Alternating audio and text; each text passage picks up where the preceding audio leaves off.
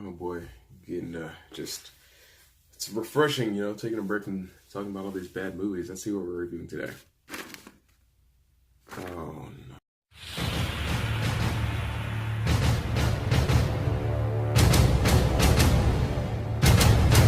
Thor. That's it.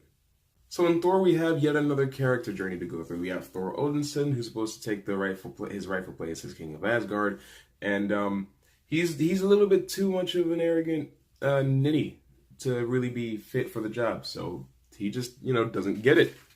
Well, that's not actually why. It gets interrupted by some frost giants from the land of Jotunheim who mean no good. So they go down there, they take care of him, and Thor's like, "This is an act of war. We have to do something about this. We can't let them think that they can get away with this." And Odin's like, "No." And he's like, "Fine, I'm going to lead my own mission to Jotunheim. We're going to fight the frost giants alone." And so they go. They almost get killed, and then Odin shows up. He's like, "All right, hey, listen. These were the actions of my son. Treat them as such. I still mean peace." And it's like, okay, cool. Then, because of his arrogance, Thor gets his powers stripped from him. He loses his hammer. He gets sent to Earth where he meets Jane, Darcy, and Dr. Eric Selvig. Everybody's favorite characters. And it's from here that the movie gets really dull, because there's this whole thing of, I need my hammer. Then he meets these people. He goes to where the hammer landed. Turns out there's a shield black site. So he goes through this whole gauntlet. He's like fighting people. He's like pop, pop, pop, pop, pop. Then he gets to his hammer, tries to pick it up. He can't. It won't move because he's not worthy. Meanwhile, on Asgard, you have Loki finding out that he's part frost giant because he got touched by a frost giant earlier. And he turned blue. He's like, "What's up with this?" He finds out he's a frost giant. He confronts Odin about it, which forces him into his Odin sleep. So now we don't have a king. Loki takes his place. He also takes place here on Earth, where he decides to come and tell Thor, like, "Hey, Odin's dead. Mother doesn't want you back. So yeah." Then he goes to try to take his hammer because he wants the power of Thor, because he wants to be the favorite son, finally. But it doesn't work. So he's like, "Well, all right, plan B it is." What's plan B? Kill Thor and take over Asgard properly and destroy Jotunheim. Why would he destroy Jotunheim? Because not the entire Asgardian population knows that he's a frost giant, so in their eyes, he'd be a hero. He would have wiped out their greatest enemy. And it's funny because he colluded with the frost giants to devise a plan where they would come to Asgard and try to murder Odin in his sleep. They like, "I saved father's life."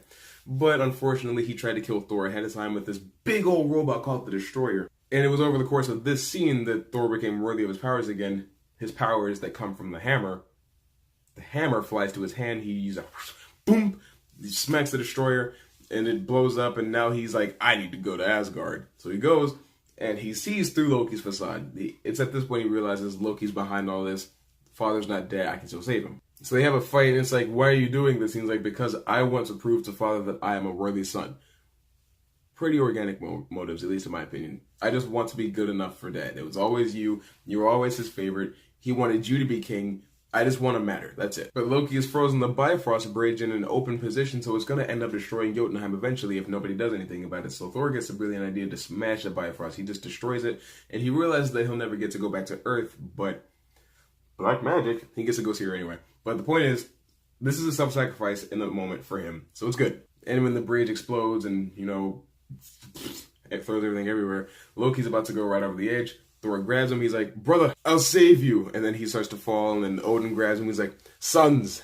And then Loki's like, "I did it, Father. I did it for you." And he's like, "I didn't want this." And then he just drops into the nether. And it's like, well, that was Loki's first fake death. But it's interesting because of something that Thanos says in Infinity War, which I'll get to eventually when I do my wrap-up of all the movies. But as of right now, Thor is a very personal character journey of Thor because he's trying to get from arrogant prince to worthy successor to the throne. That's all the movie is really about. It's setting him up to be a team player by the time Avengers comes around. That's it. And I think this does a pretty good job of cementing that the Avengers are coming pretty soon. Like, it was a year before the first Avengers movie came out, so at the time it was amazing to watch. And I'll say that Thor was worth the price of admission back in 2000. Thor, I know you've seen it. Let me know what you thought of it. Let me know if you like it as much as I do or dislike it as much as I do. I didn't even get into the flaws because I didn't think it was necessary. But if you want, I can do a different video and talk about the flaws in all of Thor movies. But I'm trying not to do so much Thor, well, not just Thor, but like Marvel content on the channel so much. There's nothing wrong with talking about Marvel, but I want to talk about other stuff to kind of balance it out. I'm always rambling at the end of these, man. I gotta stop doing that.